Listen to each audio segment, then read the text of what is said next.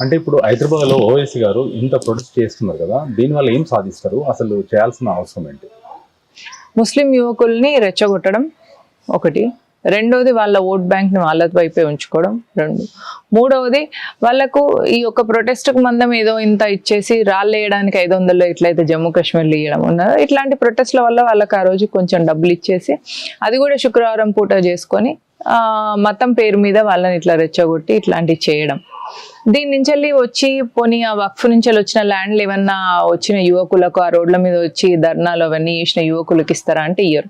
రేపు ఏమైపోతుందంటే 6 నెలల తర్వాత ఎవరెవరైతే ఆ రోడ్ల మీద ధర్నాలకు వచ్చినా వాళ్ళందరి మీద కేసులు అయితే ఆ కేసులతో వాళ్ళ జీవితం అంతా కూడా అట్లానే అయిపోతుంది. వాళ్ళు ఎప్పటికి కూడా ఆ దారిద్ర్య రేఖ నుంచి బయటికి రాకుండా అయిపోతారు. వీళ్ళు ఏం చేస్తారు, వక్ఫ్ పేరు మీద పోరంబోకు జాగలను, గవర్నమెంట్ ల్యాండ్లను వీటన్నిటిని తీసుకొని ఆ వక్ఫ్ బోర్డు పేరు మీద అని చెప్పేసి తర్వాత వాటిని రియల్ ఎస్టేట్ కింద అమ్మేసి వీళ్ళు కోట్లు సంపాదించుకుంటారు.